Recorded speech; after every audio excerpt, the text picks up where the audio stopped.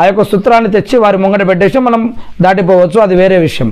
ఇకపోతే మస్జిద్లో వ్యక్తిగత శుభ్రత పాటించాలి. అంటే ఎవరో వచ్చి క్లీన్ చేయాలి, ఎవరో వచ్చి పరిశుభ్రం చేయాలని కాకుండా ముందుగా మస్జిద్ని మనం పాడు చేయకూడదు.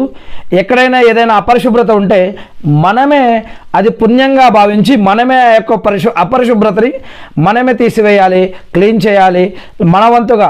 అది కూడా ఒక ఇబాదత్ కార్యక్రమంగా, అది కూడా ఒక ప్రార్థనా కార్యక్రమంగా, దాని ద్వారా కూడా పుణ్యం లభిస్తుందనే ఒక ఆశతోటి ఆ యొక్క వ్యక్తిగత పరిశుభ్రత అనేది పాటించాలి మస్జిద్లో. మరియు మస్జిద్ల ద్వారా ఆధ్యాత్మికత, భక్తిభావం, ఐక్యతా భావం కలిగే విధంగా మన యొక్క ప్రవర్తన అనేది ఉండాలి ఈ యొక్క మస్జిదులలో. మరియు అల్లా పట్ల భయం, భక్తి, గౌరవం, మర్యాదతోటి మరి అల్లా యొక్క ధ్యానంతో మనం ప్రతిక్షణం కూడా అల్లా మనల్ని చూస్తున్నాడనే ఈ యొక్క నమ్మకంతో మనం జీవించాలి. మరి ఇంకొక 3 ముఖ్యమైన పవిత్రమైన మస్జిదులు కూడా ఈ యొక్క ప్రపంచంలో ఉన్నాయని మనం ఇంతకుముందు చెప్పుకోవడం జరిగింది. అంటే మస్జిదే ప్రపంచంలో మొట్టమొదటి మస్జిదే మక్కా, అంటే కాబా గృహం.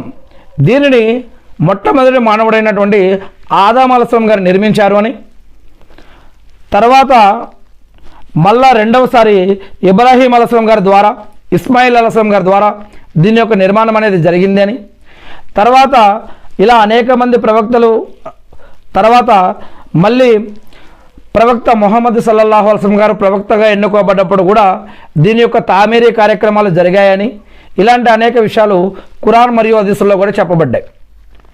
మరి అదే కాకుండా ఇంకొక రెండవ మస్జిదే అక్సా, ఇది జెరూసలేంలో ఉంది. మక్కా మస్జిద్ సౌదీ అరేబియాలో కనుక ఉంటే ఈ యొక్క మస్జిదే అక్సా అనేది ఇక్కడ జెరూసలేంలో ఉంది. ఇక్కడ కనుక అనేక మంది ప్రవక్తలు, అనేక మంది చరిత్రలలో అనేక మంది ప్రవక్తలు ఇక్కడ వచ్చారు అని అనేక గ్రంథాల ద్వారా, తౌరాతు, జబూరు, ఇంజీలు, ఖురాను ఇలాంటి అనేక గ్రంథాల ద్వారా నిరూపితమవుతూ ఉంది. కేవలం ప్రవక్త ముహమ్మద్ సల్లల్లాహు అలైహి వసల్లం గారు వచ్చినప్పుడు మాత్రమే కాదు ఇస్లాం అనేది, మొట్టమొదటి మానవుడైనటువంటి ఆదం అలైహిస్సలాం గారి నుంచి కూడా ఈ యొక్క ఇస్లాం అనేది ఉంది. అప్పటి నుంచి కూడా నమాజులు అనేవి ఉన్నాయి, అప్పటి నుంచి ఉపవాసాలు అనేవి కూడా ఉన్నాయి, అప్పటి నుంచి దైవ గ్రంథాలు కూడా ఉన్నాయి. ఇవన్నీ కూడా మీరాజు యాత్రను కనుక గమనిస్తే 50 నమాజులు 5 నమాజులుగా ఎలా చేయబడ్డాయి, మధ్యలో మూసా అలైహిస్సలాం గారి ద్వారా జరిగిన సంభాషణ, అల్లా చెప్పినటువంటి మాటలు, జిబ్రీల్ అలైహిస్సలాం